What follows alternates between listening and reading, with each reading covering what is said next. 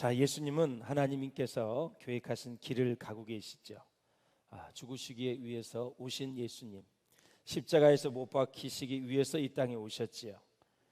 오늘 이제 예수님은 체포가 됩니다. 그래서 겟세마네 동산에 세 무리의 사람들이 오는데 바로 로마 군인들이 오지요. 유대인들이 옵니다. 누구예요? 대제사장과 바리새인의 하속들이다. 또 한 사람이 있죠. 예수님을 은30에 팔아버린 가룟 유다가 지금 겟세마네 동산에 와서 예수님을 체포하러 왔습니다.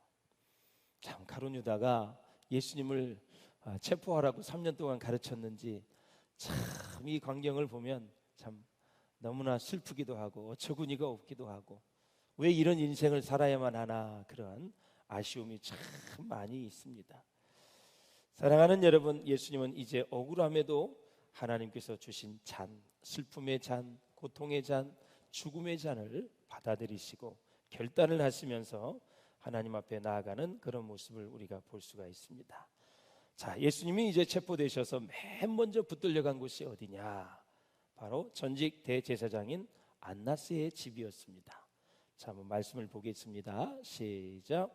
이에 군대와 천부장과 유대인의 하속들이 예수를 잡아 결박하여 먼저 안나스에게로 끌고 가니 안나스는 그 해의 대제사장인 가야바의 장인이라. 자, 예수님 당시의 대제사장은 종교적이나 또 정치적으로 권력 모두가 다 집중되어 있습니다. 그래서 예수님의 재판도 자기 마음대로 주재하고 있는 것이죠. 자, 안나스는 가야바의 장인이었습니다. 안나스는 정말 악질적인 인간이었습니다. 매국노라 다름없는 그런 사람입니다. 그는 자기 민족을 등에 업고 로마 제국에 아부를 해서 대제사장의 자리를 얻어낸 장본인입니다. 9년 동안 대제사장 행세를 하면서 자기 아들이 4명 있어요. 4명. 4명을 다 대제사장으로 만들었어요. 그리고 사위가 있었는데 지금 사위의 이름이 가야바, 사위도 역시 대제사장으로 만들었어요.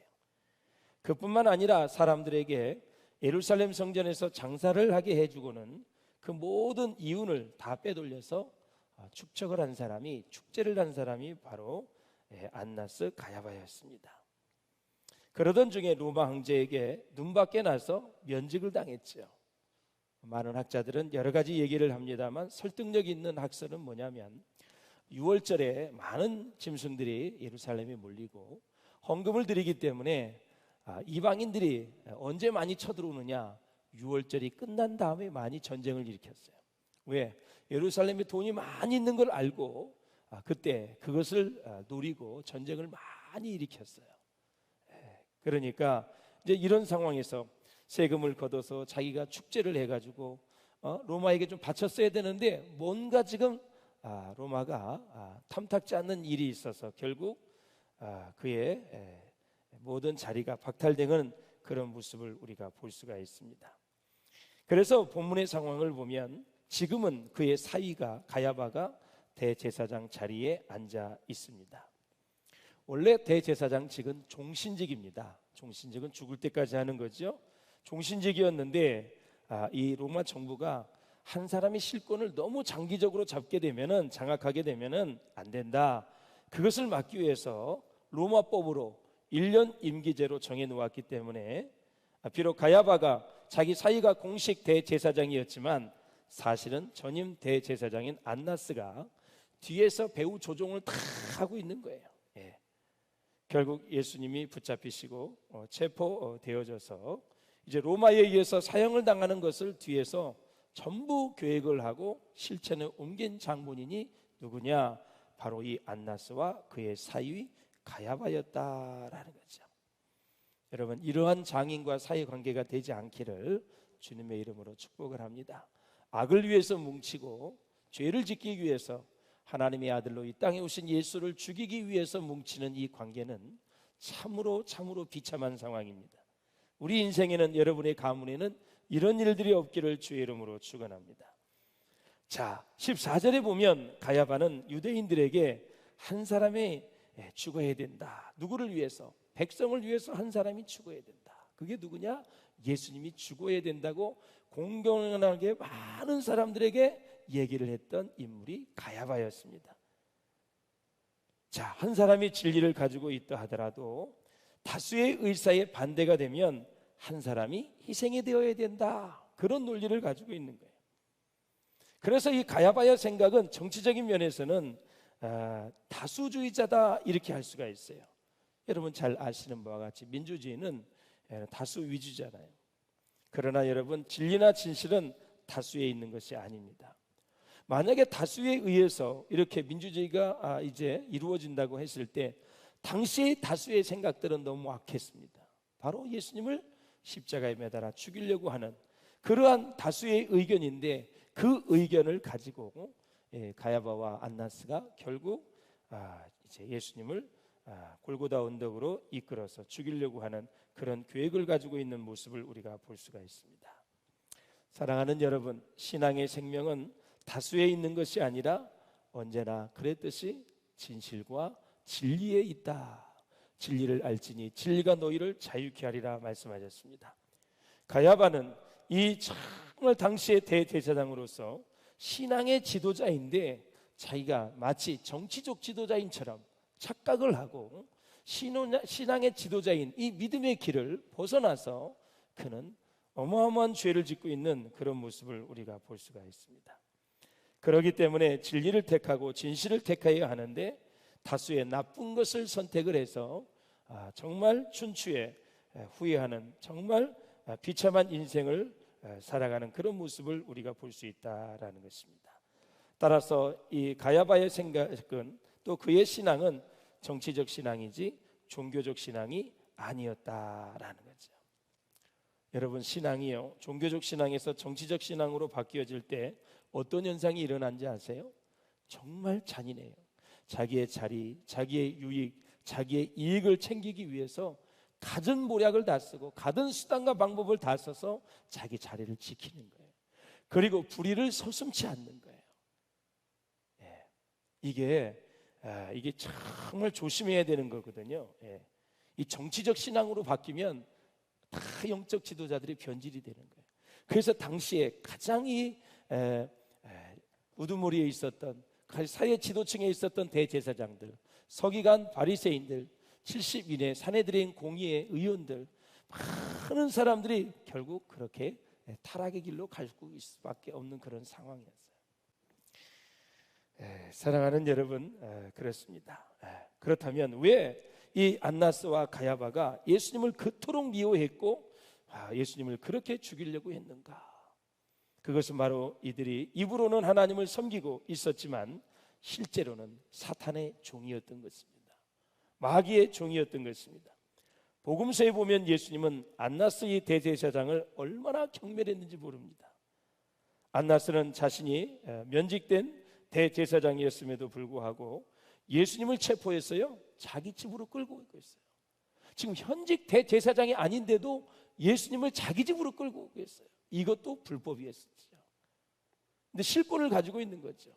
그렇게 할 권리도 없는 사람이, 그것도 한밤중에 어떤 사람을 체포하고 신문한다는 것은 있을 수 없는 일이거든요.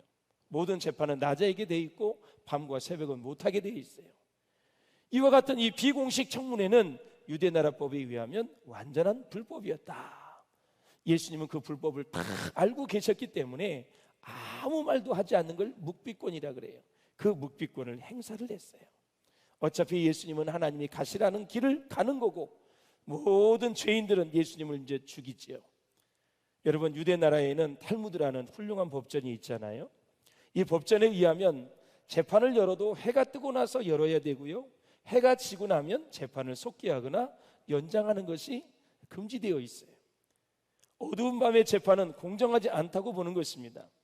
그렇기 때문에 예수님을 신문하기 위해서 새벽녘에 소집한 이 재판은 완전한 불법 재판이었습니다. 그래서 이 대제사장 안나스는 예수님을 보고 신문을 하면서 그의 가르침이 무엇이냐고 물었어요. 아주 조롱하듯이, 야, 네가 예수라며 하나님의 아들이라며 네가 도대체 가르친 게 뭐야? 진짜 궁금해서 물었을까요? 진리를 진짜 알고 싶어서 물었을까요? 진짜 그동안은 이제 잘못 살아왔는데 새롭게 한번 진리를 들어보려고 그렇게 궁금한 마음을 가지고 물었을까요? 아니라는 거죠. 조롱했어요, 조롱. 그가 한 말, 예수가 한 말을 가지고 챕잡아서 십자가에 넘겨 결국은 죽이려고 하는 음모를 지금 안나스가 가지고 있다라는 것입니다. 자, 여기에 질문에 예수님은 아주 냉소적으로 대답을 하죠. 함께 읽겠습니다. 시작. 예수께서 대답하시되 내가 드러내 넣어놓고 세상에 말하였노라. 모든 유대인들의 모이는 회당과 성전에서 항상 가르쳤고 은밀히는 아무것도 말하지 아니하였거늘. 아멘. 예. 다시 말씀드리자면 이 안나스는 예수님께 질문을 했고 가르침에 대해서 궁금했지만 예수님이 그럽니다. 너 진짜 말씀을 듣고 싶냐? 안나스에서 그러는 거예요.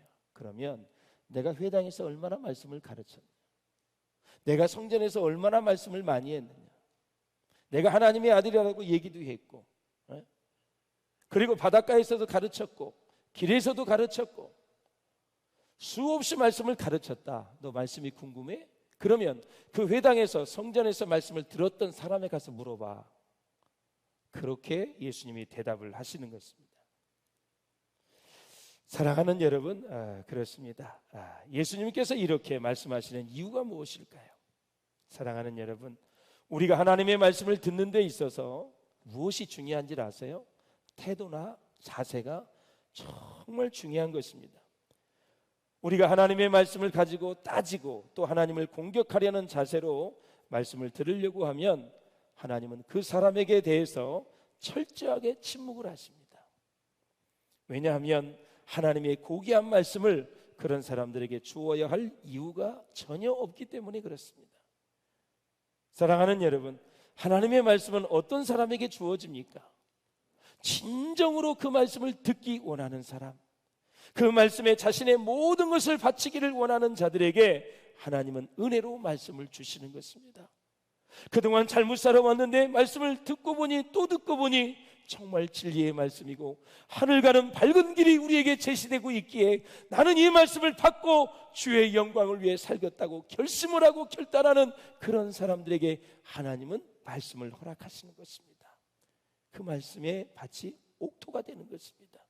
그런 사람들에게 떨어지면 그 말씀은 30배, 60배, 100배의 결실을 맺지 지금 안나스와 같이 조롱을 하고 그리고 예수님을 책잡아 넘기려고 혹시 말실수나 안 하나 이런 생각을 가지고 여러분 가르침을 궁금해했던 이 안나스에게는 오히려 하나님이 아주 화가 나서 회당에서 들었던 사람한테 가서 물어보라고 얘기하는 것입니다. 안나스에게 있어서 말씀의 천국잔치는 이미 다 끝난 것입니다. 말씀은 다 떠난 열차입니다. 저는 역전에서 열차를 보았어요. 열차가 떠난 이후에 아무리 달려가도 잡지를 못하더라고요. 천국잔치의 말씀잔치는 안나스에게서는 이미 다 떠난 열차가 된 것입니다. 마지막 기회, 평생은 못되게 살았어도 마지막 예수님이 십자가에 못 박혀 돌아가시는 그 순간만이라도 내가 대제사장의 직분을 가졌는데, 내가 목사였었는데, 내가 전도사였었는데, 내가 장로고 권사고 안수집사였는데 내가 잘못 살았습니다. 잘못 살았습니다. 예수님, 나 때문에 죽으시는 거죠 하면서 무릎을 꿇고 회개했다면 유대 나라의 민족은 다시 부흥의 역사가 일어났을 것입니다. 온 나라가 어두움에 다 갇혔습니다. 서기관들, 바리새인들, 대제사장들 단 한 사람도 예외 없이 다 어둠에 가르쳐서 하나님의 아들을 죽는데 다 동참을 하고 결국은 그들은 2000년 동안 유리방황하며 그렇게 인생을 살아오죠. 사랑하는 성도 여러분, 그렇습니다. 자, 오늘 본문을 보면 예수님은 안나스와 가야바에게 계속해서 신문을 받고 있고요. 그때 그 주위에서 있었던 베드로가 예수님을 부인하는 모습을 보게 됩니다. 우리 한번 15절을 같이 보시도록 하겠습니다. 시작. 시몬 베드로와 또 다른 제자 하나가 예수를 따르니 이 제자는 대제사장과 아는 사람이라. 예수와 함께 대제사장의 집들에 들어가고. 아멘. 베드로는 3년 동안 예수님을 충실하게 따라다닌 수제자 아닙니까 여러분? 정이 많고 혈기왕성한 행동파입니다. 목숨을 걸고 예수님을 따르겠다고 큰소리 쳤던 그런 호언장담했던 사람이 있죠. 예수님이 다 위기가 닥치자 그냥 칼로 말고의 귀를 잘라버린 그런 행동파입니다. 의리의 사나이입니다. 이런 적극적이고 열정적인 사람이 예수님이 체포당하시고 난 이후부터는 참 이상해졌어요. 두려움이 와서 이제 점점 미십적인 행동을 계속 보이기 시작을 하는 거예요. 예수님을 막 부인해요. 그것도 어린 계집 앞에서 계속 부인하는 거예요. 이쪽에서는 안나스의 집에서 예수님이 신문을 당하고 있고, 이쪽에서는 지금 베드로가 이 불을 쬐고 있으면서 계집 아이들에게 계속 질문을 받으면 너도 저 예수와 한패지, 같이 다녔지, 같이 동행했지, 3번씩이나 부인을 하니 그때 3번을 부인할 때 닭이 울었습니다. 참 기적이죠.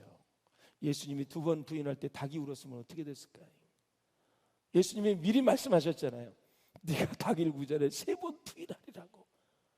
아이고, 베드로가 닭 3번 부인할 때 어떻게 닭에게 하나님이 그 시간을 맞추는지, 다 하나님이 하시는지죠. 그 닭에게 명령을 했을 거예요. 빨리 울어. 베드로가 지금 3번째 부인했다. 그 명령에 순종해서 닭이 딱 맞춰서 우는 거예요. 깊은 데로 가라 그랬어요. 그런데 깊은 데는 고기가 없거든요. 그런데 다 고기에게 명령을 하는 거예요. 야, 저 깊은 데로 가. 고기가 쫙 몰려가지고 그물을 다 고져 올렸는데 그물이 찢어질 정도로 153마리. 하나님은 동물도 다 명령을 해서 하나님의 선한 역사를 합력해서 선을 이루시는 거예요. 할렐루야. 얼마나 놀랍습니까, 여러분? 이게 다 기적이요, 기적이요, 다. 예. 그래서 베드로는 3번 그때 부인하며 닭이 울 때 통곡을 했잖아요. 그 예수님이 다시 보이기 시작하는 거고, 그 예수님을 부인한 게 그렇게 가슴이 아픈 거예요. 그런 한 인간은 지금 은30의 예수를 팔고 있고, 한 사람은 지금 잘못된 길로 갔지만, 실수했지만, 부인했지만 다시 예수님께 돌아오는. 그런데 도대체 이 베드로가 예수님을 부인하는 이유가 뭔가? 16절에 나와 있어요. 베드로는 문 밖에 서 있는지라. 여러분, 우리의 삶 가운데 예수님을 부인하게 되는 이유는 그분을 멀리 떠나 있으면 안 돼요. 문 밖에 서 있었을 때 여러분 시험이 오게 돼 있어요. 마태복음 26장에도 보면 베드로가 어떻게 멀찍이 예수를 쫓아가 그랬어요. 멀찍이 따라간다고 하는 것은 미온적인 태도지요. 사랑하는 여러분, 귀향의 예수를 믿을 바에는 적극적으로 믿으시기를 바라고, 생명을 내놓고 믿을 수 있기를 주의 이름으로 축원합니다. 열정을 가지고 믿으셔야 돼요. 그러면 각종 모든 시험이 다 사라지게 되는 거예요. 어정쩡할 때 시험이 오는 거예요. 에베소서 보십시오. 마귀로 틈을 타지 못하게 하라. 마귀는 인간의 약점을 노리거든요. 틈만 보이면 그래서 위험한 거예요. 여러분, 유도를 경기를 보세요. 그 힘을 서로 이용하는 거거든요. 그 틈이 있으면 그냥 딱 당겨서 업어치게 하면 그냥 넘어가는 거예요. 그렇게 힘이 센데도 힘의 균형을 보면서 그 틈을 딱 이용해서 당겨가지고 업어치게 하면 그냥 넘어갈 수밖에 없는 거예요. 그리고 다리를 걸어서 딱 넘겨버리잖아요. 그럼 한판 승으로 끝나버리는 거예요. 틈을 주면 그러는 거예요. 경기도 마찬가지예요. 그래서 마지막에 집중력이 중요한 거예요. 모든 일은 사업도 그렇고 신앙도 그렇고 시험이 올 때도 말씀으로 버텨야 돼요. 기도로 버텨야 돼요. 하나님의 평안을 구하면서 나는 어떠한 일이 있어도 마귀의 밥이 되지 않겠다 결심을 해야 돼요. 그러면 하나님이 한 길로 왔다 7길로 싹 마귀가 떠나가게 될 줄로 믿습니다. 그래서 말씀을 붙잡는 게 그렇게 중요한 거예요. 한번 말씀을 읽어보세요. 자, 우리 하나님의 말씀은 시작. 하나님의 말씀을 읽는 자가 복이 있다. 하나님의 말씀을 듣는 자가 복이 있다. 그 가운데 기록한 것을 지키는 자들은 복이 있다. 아멘. 계시록의 말씀 아닙니까, 여러분? 계시록 1장에. 그리고 두 번째, 이 베드로가 부인할 수밖에 없었던 이유는 기도에 실패한 것입니다. 여러분, 한시라도 나와 깨어 기도할 수 없더냐 예수님 말씀하셨고 3번씩이나 말씀했는데 베드로는 기도하지 않았어요. 예수님은 겟세마네 동산에서 기도해서 응답 다 받았어요. 주여, 제가 지겠습니다. 이제 가는 길만 남은 거예요. 두려움도 다 떠나간 거예요. 그런데 그 자리에, 그 기도 자리에 예수님이 응답받을 때 본인도 응답을 받고 같이 갔어야 되는데 두려움이 온 거죠. 그래서 순교하기 직전에는요, 기도 응답이 있어야 순교를 하는 거예요. 처음에는 무서워요. 칼이 무섭고 돌이 무섭고 막 그냥 불기둥에 넣어서 태워서 죽일 때 얼마나 무서워요. 그러나 하나님 앞에 기도했을 때 두려움이 물러가고 하나님의 영으로 충만하면 그때 이제 주님 생각하면서 순교를 하는 거예요. 그렇기 때문에 베드로는 기도에 실패했다. 다니엘 학습법이라는 책, 김동완 씨가 쓴 책에 보면은 옛날에 우리 학생들이 많이 봤죠. 자기 가정의 가정 규칙에 대해서 하나 얘기하고 있어요. 무슨 규칙이냐면 기도하지 않고는 밥을 먹지 말라, 성경 보지 않고는 공부하지 말라, 그런 규칙이 있었어요. 그건 참 좋은 규칙이죠. 그리고 무릎으로 사는 그리스도인이라는 책에 보면은 언제나 실패의 원인은 기도가 없음에 있다. 그러면서 야고보서 4장을 얘기하죠. 너희가 얻지 못하면 구하지 아니하며 구하여도 받지 못하면 정욕으로 쓰려고 잘못 구함이니라 그랬어요. 여러분, 결정적인 시간일수록 급한 일일수록 꼭 기도할 수 있기를 주님의 이름으로 축원을 드립니다. 시험을 이기는 간단해요. 가까이에 있어요. 예배할 때 시험을 이기는 거고, 기도의 자리를 지킬 때 시험을 이기고 말씀을 꽉 붙잡으셔야 돼요. 마지막으로 제가 다니엘서에 나오는 다리오 왕을 소개하고 마치겠습니다. 다리오 왕은 다니엘을 참 사랑했어요. 아꼈어요. 일도 잘하고 정말 인격적으로도 괜찮고 탁월한 인재라 아주 좋아했어요. 아낍니다. 주변 사람이 시기를 해요. 법령을 만들어서 누구든지 30일 안에 왕에게 절하지 않고 또 이방 신에게 기도를 하는 사람이 있으면 죽이는 법안을 정신 아주 기분이 좋을 때 그 법령을 올려가지고 사인을 하지요. 그런데 이제 다니엘이 딱 이제 기도하는 모습이 발각이 돼서 고발이 되어졌죠. 그러니 다니엘은 그 법령을 알고도 사자굴에 들어간다는 걸 알면서도 예루살렘 성을 향해서 하루에 3번씩 기도를 했어요. 나중에 알게 된 다리오 왕이 죽일 수도 없고 다니엘을 안 죽일 수도 없고 아주 난처한 상황이에요. 다니엘서 6장 14절을 한번 보세요. 시작. 왕이 이 말을 듣고 그로 인하여 심히 근심하여. 사자굴에 들어가면 누가 근심해야 돼? 다니엘이 근심해야 돼. 누가 두려워해야 돼? 다니엘이 두려워해야 돼. 누가 금식하고 여러분 준비를 해야 돼? 다니엘을 해야 되는데 거꾸로 됐어요. 다니엘이 끊임없이 하나님의 말씀에 조금도 변함이 없으니까 왕이 근심하고 두려워하는 거예요. 사랑하는 여러분, 근심 걱정이 떠나지 않는 이유는 어정쩡하게 믿기 때문에 그래요. 베드로가 어정쩡한 상황에서 기도하지 않고 있으니까 두려움에 휩싸여서 결국 예수님을 부인하고 말았어요. 그러나 예수님은 다시 찾아오셔서 베드로를 포기하지 않으시고 그에게 사랑을 확인하고 사명을 다시 재부여하는 그런 모습을 우리가 봅니다. 사랑하는 여러분, 말씀을 맺겠습니다. 시험을 이기는 방법, 환난을 이기는 방법, 질병과 가난을 이기는 방법, 마귀를 다 내쫓을 수 있는 방법, 기도밖에 없습니다. 하루는 제자들과 이제 예수님이 같이 있었고 제자들이 벙어리 귀신 들린 자를 이제 기도를 했는데 못 고치는 거예요. 근데 예수님이 뭐라 그랬어요? 기도 외에는 이런 유가 나갈 수가 없느니라 그래요. 여러분, 제자들이 기도 안 했겠어요? 기도했어요. 그런데 문헌에 보면 어떤 얘기가 나오냐면 예수님이 기적을 많이 베풀어 줬어요. 그러니까 그걸 보기만 하고 좋아했지 제자들이 기도를 안 하고 영권을 다 상실한 거예요. 그러니까 예전의 영성이 아니에요. 그러니까 예전의 영성처럼 기도했으면 다 치료되고 역사가 됐을 거예요. 그런데 예수님이 기적을 베풀 때 표적을 구경만 했던 거예요. 기도를 안 했던 거예요. 그러니까 기도했는데도 벙어리 귀신이 나가지를 않는 거예요. 그래서 예수님이 기도 외에는 다른 이유로는 이런 나갈 수가 없다는 것은 진실하게 기도해라, 철저하게 기도해라, 하나님 믿고 기도해라, 그런 것을 다시 가르쳐 준 거예요. 기도에도 등급이 있어요. 여러분, 사랑하는 여러분, 철저하게 보혈의 능력을 의지하여 승리할 수 있기를 주님의 이름으로 축원을 드립니다. 신앙에는 강자가 없습니다. 그래서 항상 근신하고 모두가 다 깨어 있어야 됩니다. 나는 언제든지 주를 버리지 않겠다고 호응장담하고 자기 자신을 믿었던 베드로는 이제는 주님을 붙잡아야 되겠다는 것을 깨달았고 믿음으로 가야 되겠다는 것을 깨달았고 성령이 아니고서는 주님을 따를 수 없다는 것을 깨달았습니다. 사랑하는 여러분, 여러분 안에, 내 안에 무너진 부분이 무엇입니까? 베드로를 다시 한번 포기하지 아니하시고 찾아오셔서 회복시켜 주셨던 것처럼 여러분 안에 있었던 신앙, 그리고 모든 사역, 무너진 부분이 다시 회복될 수 있기를 주의 이름으로 축원합니다.